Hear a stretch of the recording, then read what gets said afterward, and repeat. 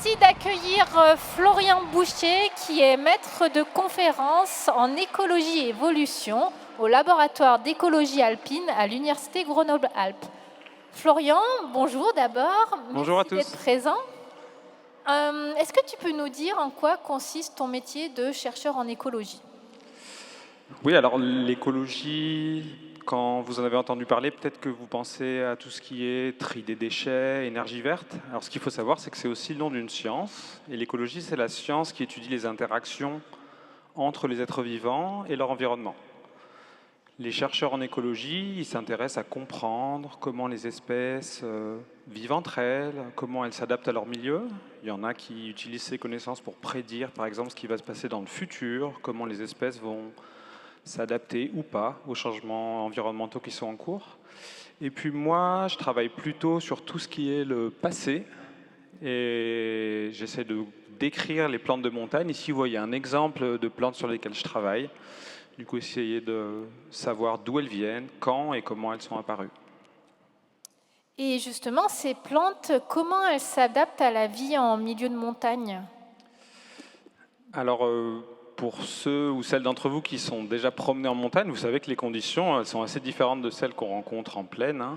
Typiquement, vous l'avez vu, il fait froid quand on est en montagne, il peut y avoir du vent, il peut y avoir des UV, du soleil qui tape. C'est pour ça que vous mettez de la crème solaire quand vous allez faire de la randonnée. Et du coup, les plantes, elles ont des adaptations, des façons de résister à toutes ces perturbations-là.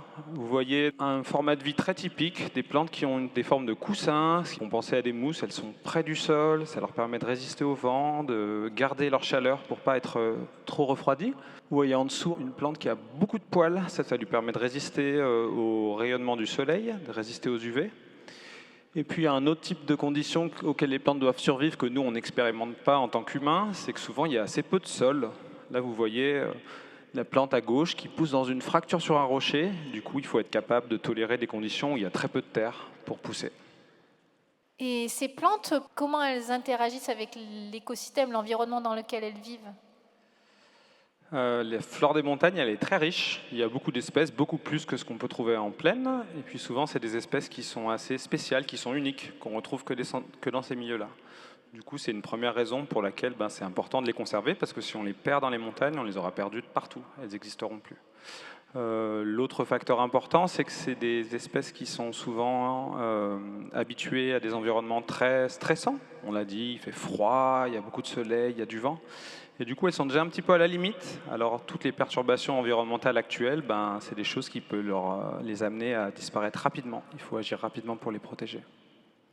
Et ces plantes, est-ce qu'elles ont toujours existé dans les Alpes ? Est-ce qu'elles sont apparues récemment ? Est-ce qu'elles existaient déjà quand il y avait les dinosaures ?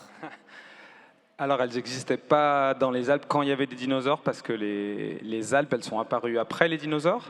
Mais effectivement, dès que les Alpes ont commencé à se former, du coup que les deux plaques européennes et africaines sont rentrées dedans et que les montagnes ont commencé à s'élever en altitude, il y a environ 30 millions d'années, on a eu les premières plantes alpines qui se sont installées.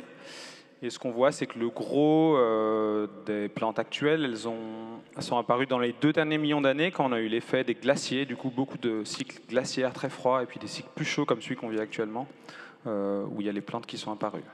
C'est beaucoup plus récent que les dinosaures, mais c'est beaucoup plus ancien que l'apparition de notre espèce, des humains. Elles étaient là bien avant nous. C'est vrai qu'on en a eu un exemple dans le film qui a été projeté avant. Les activités humaines, elles influencent beaucoup les plantes. Il y a le cas du pastoralisme, où là, il y avait des effets éventuellement négatifs sur la reine des Alpes, en tout cas des effets de certaines pratiques. Il y a certaines plantes qui sont plutôt favorisées par le fait que les milieux ils soient ouverts, que vous n'ayez pas de forêt, pas d'arbustes, du coup qui bénéficient de ces conditions-là. Et après, il y a d'autres activités humaines qui influencent la flore de montagne. Vous avez tous entendu parler du changement climatique avec du réchauffement, du coup pour les plantes qui sont adaptées à des milieux froids. C'est quelque chose qui est compliqué. Et enfin, il y a toutes les activités touristiques, en particulier la présence de stations de ski, qui dégradent beaucoup les milieux, et du coup, on a beaucoup de plantes qui subissent ces conditions-là. Donc, avec un réchauffement climatique, est-ce qu'elles vont toutes disparaître ou il y en a quand même qui vont réussir à s'adapter ?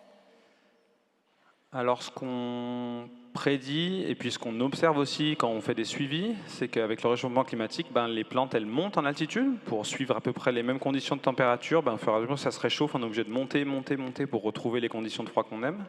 Le problème, c'est qu'en montagne, au bout d'un moment, quand vous êtes monté tout en haut de la montagne, il n'y a plus d'endroit où aller. Et effectivement, les plantes qui sont des étages les plus supérieurs de la végétation risquent de disparaître à cause de ça. Ouais. Est-ce que du coup, tu peux nous parler de quelques plantes ou fleurs qu'on pourrait apprendre à reconnaître quand on va randonner en montagne autour de Grenoble?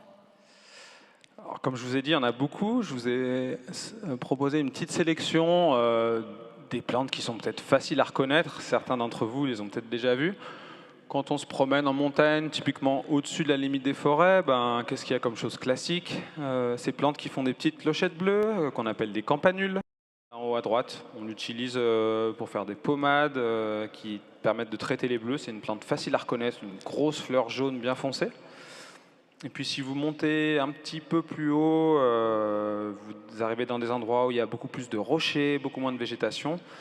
La plante emblématique des Alpes, ici en bas à droite, juste derrière moi, c'est l'Edelweiss. Toute très blanche, comme ça, très jolie, une fleur très rigide.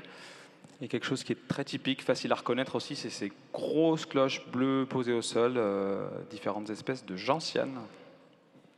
Merci Florian de nous avoir initiés à reconnaître ces plantes. On va le remercier pour son intervention.